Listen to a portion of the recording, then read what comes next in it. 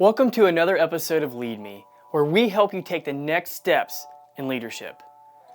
There is one thing that all leaders have in common: complex problems. The longer you lead, the more complex and difficult the problems can be to solve. In today's episode of Lead Me, Pastor Eric and Zach will discuss Craig Groeschel's concept of P.U.C.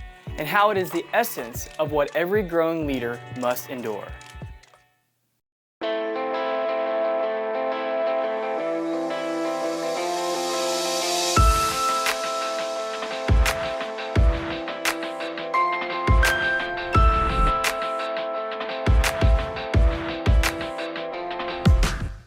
All right. So we're here today to talk about our next Global Leadership Summit speaker. So he was one of the speakers as well last year during 2021. His name is Craig Groeschel, but he is the founder of Life Church. And also his team has been responsible for an app that a lot of us use, especially with our cell phones and our technology. But it's the Bible app, the YouVersion Bible app, and that has been downloaded by people all around the world. And so Craig Groeschel is the senior pastor, and he's also the Global Leadership Summit champion. And his job is really to kick things off at these leadership events. And he always has a really good information about leadership and how he's dealt with challenges in the past. But so today we're just going to talk about Craig Groeschel and his talk last year. And his talk last year was with regards to P.U.C. So P.U.C.K. Be very careful how you say that. But it's a term that he coined himself to really describe what leaders go through and what we experience. But the title really of his sermon was just a leader's capacity to grow in handling P.U.C. Yeah, it's quite interesting because, during the time I was dealing with COVID, and I think that his point was too, not just to think about what happened with COVID, but anytime we go through, difficulties or struggles or things that catch us off guard, that there's a way to kind of process it as a leader to kind of handle that. Right. So, yeah, I think this is really good. Yeah, and I mean, just a little bit of reference to where we were, because in 2020, really the big topic for the Global Leadership Summit was really leading through uncertainty, because we were in that uncertain time, right? Exactly. The workplace was changing. So many things were in flux. We didn't know what was happening or what to do. I mean, churches didn't know how to handle that. What does that look like?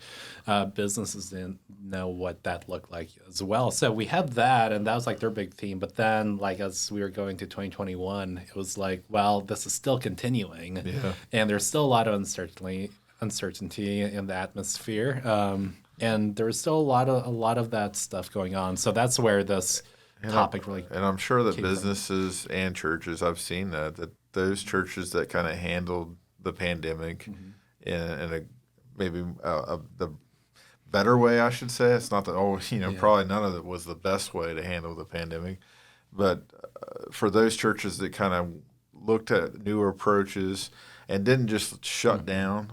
I think for those churches that shut down, especially smaller churches, it's been really hard for them to recover, right? Right. To bounce back. And I think that same thing has been said about or thought about businesses, right? That, if they tried to shut down totally, it kind of they had to rethink about how they approached their business or their church to try to keep momentum going and not just stop totally. So that was a real challenge during that time. So. Yeah. And I mean, really. No, and I think that's why they really wanted to, or Craig really wanted to kind of bring this to the forefront, because, during his conversations and his talk, he talked about how everyone, him included, felt really, really stressed and really, put through the ringer. There was just one thing after another, and so many people, especially leaders, have felt that stress. Yeah, I remember when the pandemic first started, it was this is going to be over in about 2 weeks. Yeah. And it was months, and then you realize, wow, it's been a year, and it's just amazing everything that we went through during that time. So Yeah. Yeah. So, I mean, this kind of starts off, and if you're familiar with Craig's leadership podcast, he always has this catchphrase, but he always says, like, everyone wins when the leader gets better. Yes. And so that's how he like really kicks off like these series, because it is our responsibility as leaders to grow, because then our teams and people around us grow as well. And so it's about like growing those skills. But I thought it was really nice because he mentioned the next time we have a global pandemic, or we get sent home and we have to work from home, or whatever that may look like, we have that experience now under our belts. Yeah. It was a higher quality issue, a higher quality problem, something that came out of left field, but now you have that experience. Yeah. And so that's what he kind of talks about here. And I guess we kind of talk about what PUC stands for, right? Sure, We yeah. kind of alluded to that and mentioned that. But PUC stands for pain, uncertainty, and chaos. So Craig indicated that as a leader, we have to grow in our ability to handle pain, uncertainty, and chaos within our lives to grow. Sure. Yeah, I guess it semes like he went kind of backwards, didn't he? He went from chaos first, and then all the way to pain. So, I think about chaos, as a leader, and he mentions it about the fact that our initial reaction as leaders is to try to take control, right? We want to dictate what happens, and sometimes the better leader or a good leader navigates the chaos rather than try to stall or hold back growth, right? Right. Because maybe going through this experience of chaos, maybe it opens the door for new opportunities and new chances for something new to take place. As we were talking before the show, it's like for us, it gave us new opportunities to look at how we give, how we, handle communion, how we do things, so there were some positives coming out of that chaos that allowed us. But if we were so fixated on controlling the situation and trying to dictate what happened, it can easily make you feel like it's either not do anything, like you just stop and pause. But hopefully when you're a good leader, that you can continue to navigate the chaos. Right. That you don't have to be totally in control of it. Yeah, absolutely. And I mean, that's the thing too, as well. I mean, I found myself really uncomfortable with change just because it's something that's outside of the norm, right? You're used to things going well, right? So our systems are running well, or, we're finally in a good spot. Everyone knows what they're doing. Everyone's hit their stride. There's less work involved. There's less volatility, and it's easy to just get used to that. But if we continue in that type of like mindset, we find ourselves like on a plateau, right? So no growth at all. And that's been one of the hardest things that I've had to learn, and I'm still learning, is being comfortable with a little bit of chaos, like a little bit of uncertainty, because ultimately that's where the growth occurs, right? Yeah, thankfully Jesus was one of those ones that said, "Hey, get out of the water, come walk to me," like Peter, face the chaos. I mean, can you imagine that uncertainty? Like, hey, there's a storm. Take a step out of the boat. Yeah.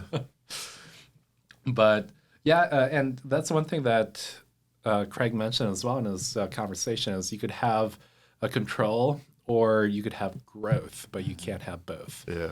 I thought it was interesting that he mentioned that an employee of his came to him and said, "Hey, you're trying to control this too much. You need to let go." Yeah. And I think that sometimes as leaders we think that I don't know if it's that we feel like we're better than other people, or it's just that that comfortability level, like you mentioned, that for us it's more comfortable if we do it or we take care of it. Right. But to just trust others around us to make good decisions and keep people,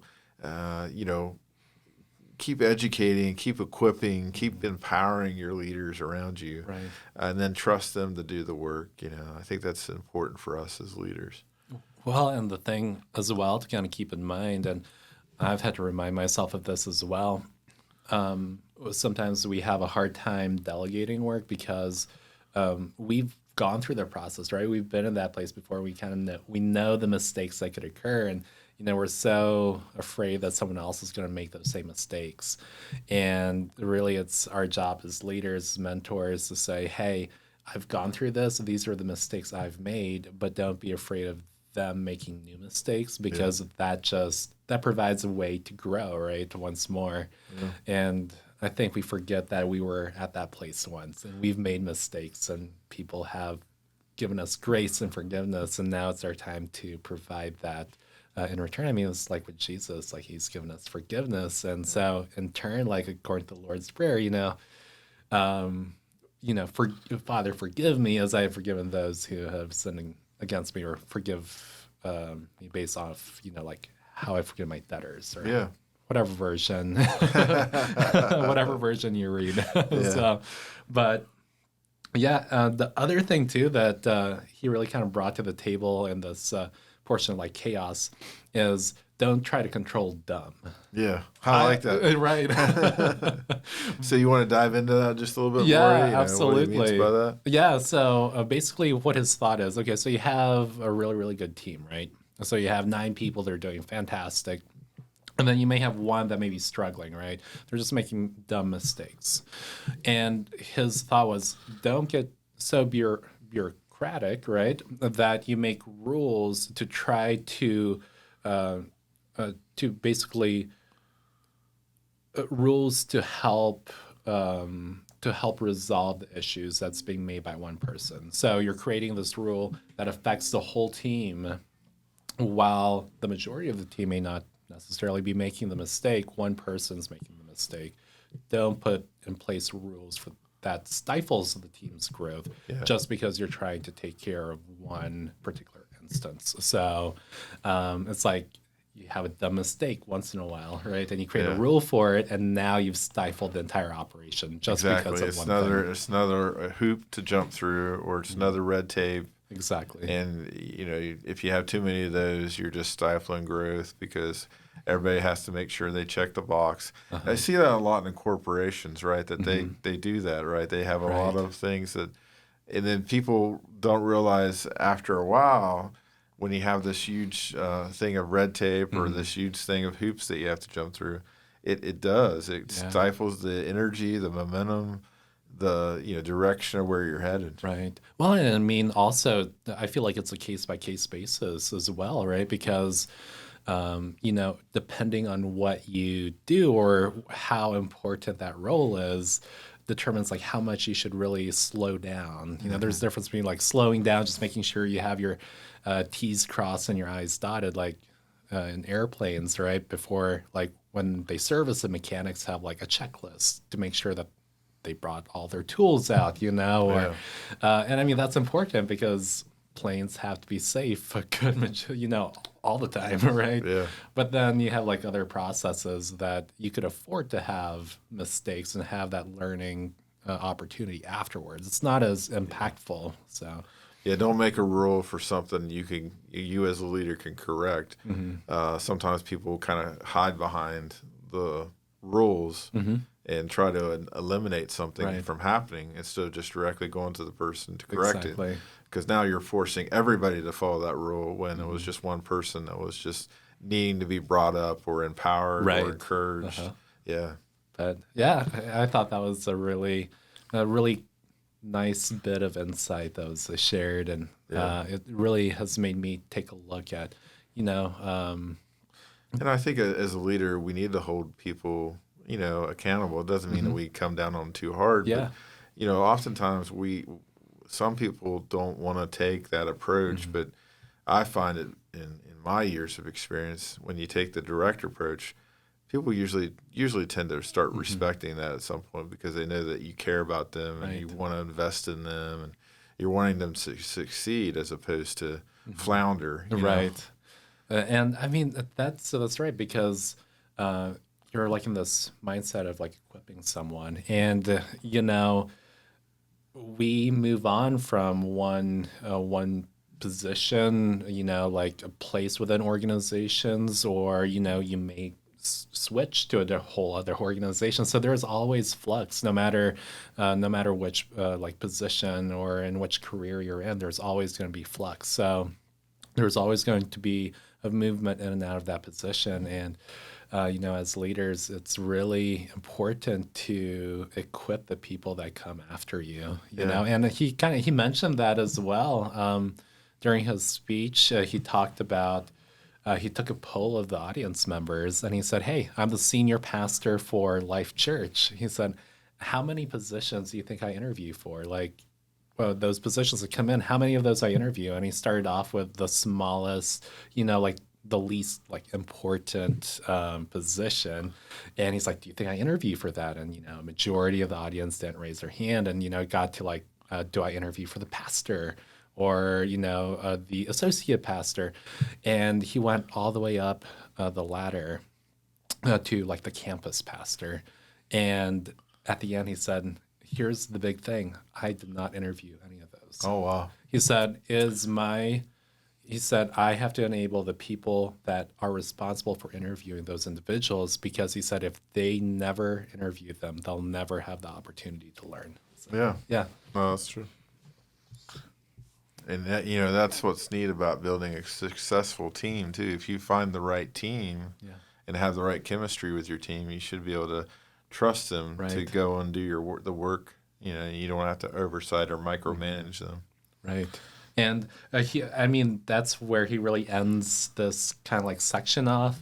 And he says, and I'm going to just quote here, but the mark of great leadership isn't measured by how much you control, but by the leaders you empower. So a really, really powerful quote that really kind of stood out to me. And I think that, I see this in ministry too a lot and I'm sure that happens in businesses a lot as well. But that some churches, it's the pastor that does it all. It's the pastor that's doing the teaching, the pastor that's, doing all the scheduling and all that. And that really shortchanges the church for the future, right? If they're dependent on one person to do all those things, then they're not able to really move forward in an area where they're going to be successful without the pastor. So, building teams, growing, that's important for us as leaders to, if you have a business, to make sure your business is going to be able to carry on without you. Right. And you're going to be able to handle chaos more, because it's not just going to be you handling all those dynamics. Right. Yeah. And so he ended it off with application because he said it's really, really important to kind of go through these three major things, pain, uncertainty, and chaos. But he said it's very, very important to have the application afterwards. And so for chaos, application question is, what are you controlling that you need to let go of right now? And that's such a powerful thing. Like sometimes we hold too long to something and we're trying to control its outcome. But sometimes we just have to like let go and see, where God takes it, because it could very well be that, someone else is more suited for that, or maybe it's just an opportunity that shouldn't have been a possibility, or maybe just didn't work out. Yeah, I think that's a very important question to ask, is what things can I let go of? That's kind of interesting, because that's where we're at in our transition here at church. I've been asked to think about what things can I let go of and that I've been in charge of. So I'm trying to be real with myself and real with the team to say, okay, these are areas where I could see me letting go of, so I could focus more on the senior pastor position. Yeah, absolutely. Right, and then the next item. So the next item we'll talk about, the next section, is about uncertainty. So uncertainty is the U and P.U.C. And I thought it was really, really interesting because he mentioned something that, of course, I feel like it's common sense, but the only certainty that we have is that things are going to be uncertain, right? We don't know what's going to happen in the future. We don't know what's going to happen in the next days. We think we do, but we don't. Things come out of left field. And even if you're a visionary type leader, you see the future. It doesn't mean you know all the details behind it. It's like it's like I used to be involved in doing dramas, and sometimes they'd turn out the way you thought, and many times though it was totally different experience as you kind of create in your mind. But that's where you got to trust God at work in that, and trust the people around you, even though you don't have the guaranteed outcome. Right, absolutely. And it's hard it's hard to work with that, especially if your character is something that loves certainty or control, right? We talked about control in the last section, but it's really hard to let go or be comfortable with uncertainty because, you'll like to control every aspect. And going into risk too. That I think this section is really about taking those risks, right? It's about not going for that 100%. Right. Nothing's 100%. Yeah. At what point do you say, okay, now we're going to take this chance? And I love what he said about really this. Like that it was in this section that he talked about. I'd rather take a risk with faith than just live in fear, and just let the fear control you. So I think that it's very powerful in the sense that it's worth taking risk. And sometimes failure is not as bad as we make it out to be, is it? No, it's to not. take a chance. Yeah. One of the things I read about Larry Osborne said, it's like, if you're afraid to, or you don't always ask to say, I need your full support. But just mention it, like when you go to the board meeting or you go to a leadership team, say, do I have just permission to try this out? Can I have some leeway to just give this a chance to see what happens? Because too many times we expect everybody to give buy-in, and maybe people aren't ready for buy-in. Maybe they're not ready for that, but doesn't mean that it's not a good idea. You shouldn't try it. It should be that, hey, can I have permission just to go experiment with this to see how it plays out? And that kind of gives you a foothold or area to where it's not just, it's able to kind of live on its own, the idea. And sometimes leadership may not know what they want, right? Because it hasn't been brought, especially if it's a new idea, how many people thought a touch screen phone without any buttons was a great idea. Well, you bring up a great point. I think about this all the time with ministry now a lot too, is like, how do people know what they want until they see it, until they use it, until they experience it? It's like Steve Jobs. He had a constant vision of what people, he knew he could see the future and see what the potential was there, and that's what drove him a lot of times with the things he created. And that's what we need to keep in mind too, is sometimes as leaders, you can't just ask a vote. You can't just ask for people to totally believe in what you're doing. Right. You kind of have to lead them, because many times people don't know what they want until they see it, until they actually use it, until they experience it. Absolutely. And that, as a job as a leader, we have to kind of take that risk and give it a try to help people see the value in it. Just like right now, media, I can remember back when most people in the church didn't know what it was, didn't utilize it. And now I think we've definitely, are getting to where most people in the church are at least aware of it, whether they use it or not.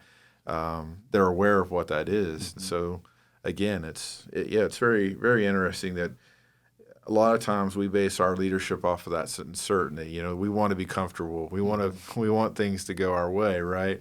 But real good leaders will navigate you out of that certainty thing, so that you can grow. And it's during that time of risk taking that you potentially or usually do grow more than just being safe or Absolutely. And that really ties in with something that he mentioned. And I'm just going to read this, but he said, because our world is uncertain, a good leader plans for unforeseen challenges, right?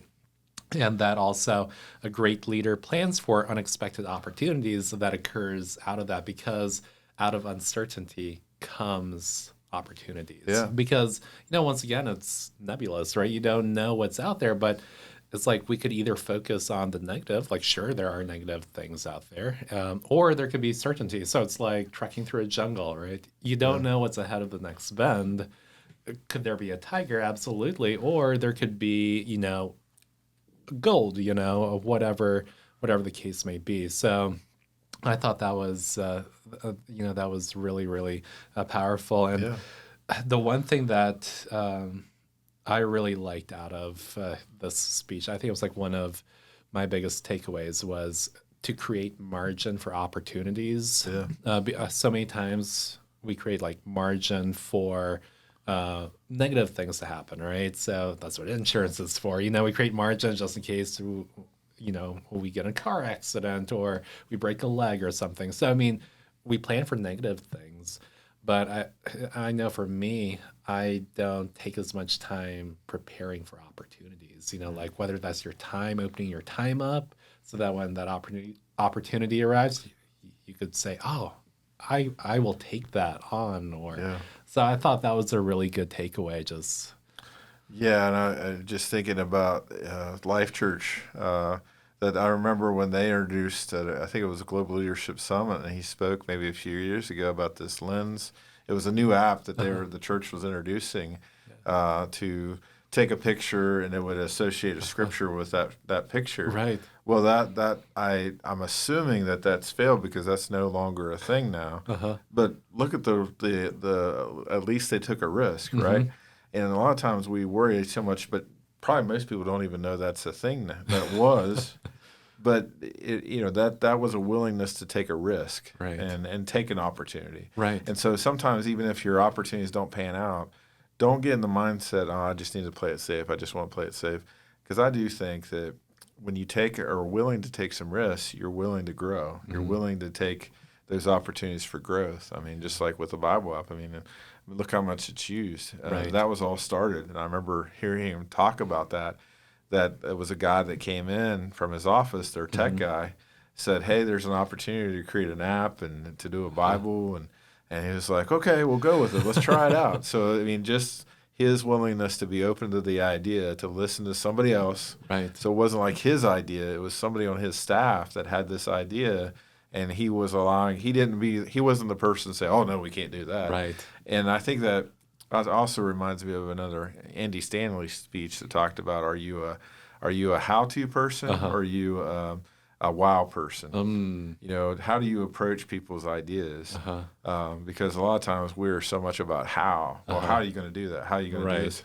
Or are we wow? Like, let's take this opportunity. Let's just check it out and see what happens. Right. Don't be so much afraid of the risk of uncertainty. We may not have all the answers right up front, but Exactly. I have the mindset to say, whatever may come, whatever challenge, we'll take those on. And I think if you're dealing with people on staff, or you're dealing with maybe a church or a business that's reluctant, maybe take baby steps. Maybe you can't take a big giant leap, but maybe you can take a baby step in that direction. Again, not asking for buy-in for everybody to say, oh yeah, we're 100% behind this, but say, can I have permission to just give this an experiment, just to try this out? Right. And then get the results of that and you give that feedback to them to help them feel better about that decision. But to not do anything, just to play it safe, to be guarded on uncertainty. Right. I like you said, I think a lot of times it opens the door for opportunities for us to do something different that we've never done before. And it might be really good. That's when we faced the pandemic here at Porterfield, one of the first things we talked about doing was devotions, video devotions for people to check out during the week. And I think that really, especially when we first started doing it, really helped us stay connected as a church because we weren't able to get close to each other. So hearing from different people from the church on an outside of Sunday type message, I think it really helped people to still feel a little bit connected to the church.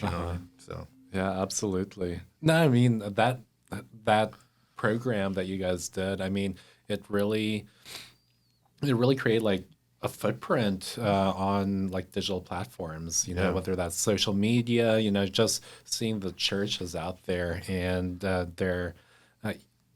they're pursuing a different venue, a different like platform during uncertain times, And I think that kind of brings something that Craig mentioned in this. And he indicated, like, in uncertain times, a lot of leaders default to the goal of, I don't want to fail. yeah, And really, it's a bad goal to have because inaction itself actually robs you of more opportunity than trying an opportunity out and failing. And a lot of times, if you, quote, fail, if you do it correctly, you have so many lessons that you could learn from that. And on your next project, you can take those lessons, say, hey, this is what really worked from that project. And this is maybe some of the things that didn't really work. So, Yeah, there's been so many dramas that I've done that failed that actually taught me how not to do a drama. So, that's the thing too, as we think about that is navigating that to learn, look at these opportunities that we have as opportunities to learn rather than being pass or fail. Right. It's an opportunity to learn. It's an Exactly. experiment. And it's always me. When I hear the word experiment, that's exciting, right? Yes. When I hear the word brainstorm, those are words that to me inspire creativity. It's like, wow, what do you mean? I can be creative. I can take a chance. I think too, as pastors or people that maybe are older, as you get older, I think that you got to be on guard, because if you play it safe, you're missing out even opportunities in your years as you've experienced things. Doesn't mean you can't learn something new. Right. That we should always be a student. Mm-hmm. Well, and two is like embracing that kind of like uncertainty as well, because sometimes like the most impactful thing that you create comes during those uncertain times. You don't realize it. Like, how many times have you been like in a zone and you're just like, hey, I'm just doing this for fun, Yeah. And you're like, I'm just going to do this. And then all of a sudden it just blows up to be, a lot larger than you ever expected it to be. Yeah. So, and I think it's interesting too, because, as a new parent, like I really get to see that in like my child, right? Yeah. And the other day, I was just remarking to myself because my son, figured out how to tumble, right? Like, he went like head over heels, and he thought he had the best fun. And it was so crazy because he was so excited. He did it the first time, started clapping, right? It was just so joyous. Yeah. And then he wanted to do it over and over again. And I thought to myself, like, when did we ever lose that love for learning? Like learning new stuff. Now it's like, oh, I'm at a job. I learned something new. Like, oh man, like, all right. Like, you don't have the same like impact. Like, Well, same if we energy. go back to it, it's probably the control. It's probably the red tape. It's probably the rules that are imposed that stifles growth, that are kind of robbing people of the joy they should have to be able to experiment and try something new. Right. I mean, that's a shame. Mm-hmm. As an organization, sometimes you can have too many of those rules that cause people to feel weighed down, Right. and unduly burdened to carry this weight on them. Yeah. And sometimes, and we subconsciously start like not wanting to learn, or we don't get the same excitement that we do from learning new things. Well, if I have to jump through this hoop or that hoop to get there, I don't know if I'd want to do that either. But and then really like the application portion to this for uncertainty. The question that he really wants us to really ask ourselves is, what risk do I need to take, like right now? Like, what is that one decision or that one, what's that one risk, one decision that you need to take right now that you've been putting off for way too long? And, like now more than ever, we see the uncertainty in this world. We already see the risk out there. And it's like, well, there's no better time than now to, see everything's in turmoil anyways. So you might as well go in there and see if take a chance and do what's never been done. So. Yeah. And just because it's never been done doesn't mean it's not what's supposed to be done. Right. How does new ideas occur? How do we get to where, like you mentioned about cell phones, how do we get to where we have the watches that we have available now? How do we see the advancement in technology or anything? Like it's people that took risk. It's people that said, there's got to be more. There's got to be a better way. Absolutely. There's got to be something else we can do.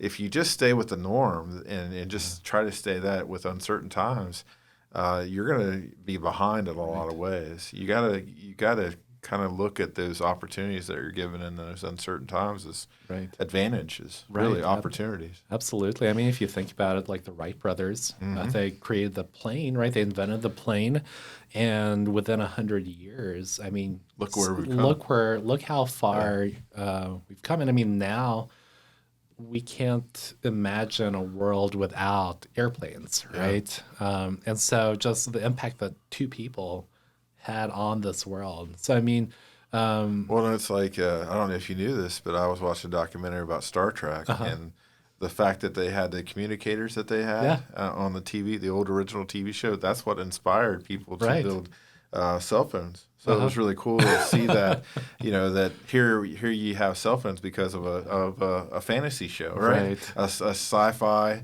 show that had this idea of having communicators. Right. Now we have cell phones. So well, I mean, talk about not knowing all the answers, right? Now that's a prime example, right? Here's a communicator. I mean, I'm sure the movie producers didn't say, oh, this is the ins and outs of how this is going to work. They just put the end vision. And someone else asked the pertinent questions of like, how could we make that work? Yeah. But the third item in P.U.C, which happens to, of course, be the first one. This one's an owie. Right, exactly. Is a P for pain. So. One none of us like, right? None of us like pain. I don't sign up for pain. No. But you hear terms like no pain, no gain, right? Yeah. But I think this really kind of meshes well with the last speaker that we talked about. So Rich Wilkerson, he talked about the grind. Yeah. And inherently grind comes with a lot of pain. There's a lot of friction involved. And Craig mentioned in his talk that there's no pain like leadership pain. And he referenced Paul, I believe, in 2 Corinthians. 2 Corinthians 11. And he talked about the pain, the trials and tribulations that he went through. And then like to cap it off all, he was pained by his worries for, the Corinthian church. And Craig talked about, you could do everything right, but there's always going to be that thing like in the back of your mind where you worry, like, did I do enough? Did I do everything correctly? Like, did I give my full 100%? You always have those nagging questions that bog you down. So some of it's the burden, and also some of it's just the challenges that you face when you're leading something. It is going to be painful. As a leader, it's not going to be an easy road. A lot of times we can easily complain about the difficulty we face, but that is part of the job as a leader to kind of acknowledge that there is that pain, that I'm going to put myself in a situation I don't really like. I mean, most of us kind of run away from pain, but as a leader, we kind of got to embrace that as a part of the leadership role that we play. Is that I can't remember who said it, but oftentimes leaders are misunderstood. They can be second guessed, questioned, not believed in. Some of their ideas may seem extreme, but really, leaders have to have the ability to withstand all that, to at least rely on a group of people or have people around them to support them in it, and know that it's going to be okay. We're not going to be able to please everybody all the time, right? And especially in ministry, that's hard because you want everybody to be happy, exactly. But the reality is you can't. It's just not going to happen, right? But the biggest thing is making sure you're leading with vision and living out your purpose and on mission of what you're trying to accomplish. Yeah, I mean, like if you stay true to yourself and true to your relationship with God, I mean that's really where it's at. That's ultimately what matters, and But it was interesting because, like in this section of pain, he talks about how opportunities always have a cost. And in his message, he really talked about really being intentional and being really careful about the asks that you pose. And he said, oh gosh, I wish I had more influence. And he said, be careful what you ask for, because you ask for these things and you don't realize like the cost associated with it. And that's so that's so true of everything in our lives. Like, do you want to be like really good as a professional in your career? Well, you have to kind of like strike that balance because you could be like a really good professional in your career and your personal life may suffer, you know? So it's really striking that balance and really considering the costs. Yeah. Yeah, I totally agree. I think that, oftentimes we think that leadership is easy, and it's Yeah, not. it's not. Yeah, and that's good to hear from somebody that has experience that, no, to be a leader, you got to kind of understand that and experience that and know that it is going to be a cost, there is going to be a pain. Absolutely. But yeah, as far as like the application part of it, the question that was really posed to attendees was, what painful decision have you been avoiding? Yeah. And I think about it a lot because a lot of times, I think one of the red flags for me is if I start complaining about a certain thing a lot, yeah, then it's probably something I need to deal with. You know what I mean? Like if I'm, right. oh, this, or all this person, then maybe you need to address that. Maybe you need to try to figure out a way to head that on in a way to get it taken care of. Because if you don't, oftentimes that will just come back to bite you harder later on. Right. And I've learned that the hard way. Well, and like one of my mentors also told me, he said, sometimes we go into our tasks, or through our day, and we like to prioritize stuff, right? Like, oh, I have to change, I have to take my car in for an oil change, right? That's fairly important. Or, I have to do X, Y, and Z. But he said, you want to start your day off with the thing that bugs you the most. Oh, It's like, it could be small, it could be like fairly unimportant. But he said the amount of time you spend worrying about it while you're taking care of other priorities, your mind is going to be like on this one thing and it's going to be bugging you over and over. So he said, prioritize that first, get that done out of the way. And he said, you'll find out that you have more efficiency, increased efficiency. Probably because more now energy and excitement to your day too, because you've gotten off that worry off. It changes your perspective. And Exactly. Then, So I've noticed that a lot. Like whenever I'm like in a rut and I find myself like, stressed out, or I feel like I have so much stuff to do, I find out that it's usually because of like inaction. Like I haven't been making grounds on different things, and as really soon kind of like proactive. yeah, right? being proactive, yeah, and as soon as you kind of get that off your list, like everything's good. It's like you can breathe. Absolutely. No, that's really good. The other thing he mentioned too in the application portion is just your capacity to lead towards the future is really determined by your ability to endure pain today. So it's really like having that long-term vision. It's like making that short-term sacrifice for a long-term goal. Yeah. And of course, I like his last statement there. If you're not dead, you're not done. Yeah. Oh, absolutely. I think about that with people like my grandma. Even though as she got older, she couldn't do as much as she would like, she was still faithful and still made phone calls, still greeted people at the church. She didn't let her age define her. And I think that so many times in our culture, we let age define us. And I hope and pray that whatever age I'm at, I'll still be trying to figure out ways to fulfill this. Really, to embrace the pain, to understand there's going to be pain, to understand that navigate uncertainty, and with the chaos, to look at it as an opportunity. Yeah, and the one thing that I really like too about this is when things are uncertain, what's most important becomes clear, and we kind of experienced that with COVID, right? All this uncertainty has really made us focus on, our relationship with God because of the mortality that we see, around us and, our families. And we really saw what was super, super important. And I think about that with an organization too. Keep your mission, simple for everyone to understand so that everybody can join you where you are. And keep the mission alive.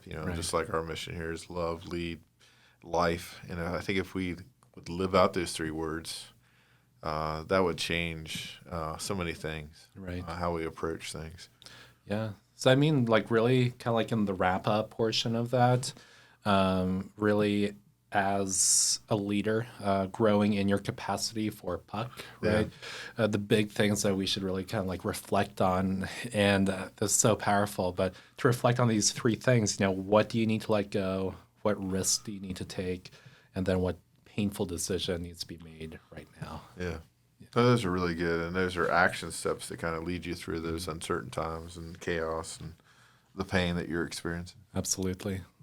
Yeah. So that was really the message that Craig Groeschel really brought to the global leadership of 2021. So I'm really excited to kind of see where that goes this year. As we kind of we're like on the tail end of this, and things are kind of going back to a different kind of normalcy. So we're really excited to see, what Craig brings this year during the GLS 2022. Yeah, looking forward to it. And I guess if anybody's interested in that, they should check out the Global Leadership Summit. Yeah. We're hosting it here at Porterfield Baptist Church. So Absolutely. yeah, please check that out. Check out our website. Check out our Facebook page. We've got some information there for it. Absolutely. Thanks for Thank joining you. us. Thank you so much for joining us today, and we hope that this has helped you to take the next step in your leadership. Be sure to join us next time on Lead Me. Take care.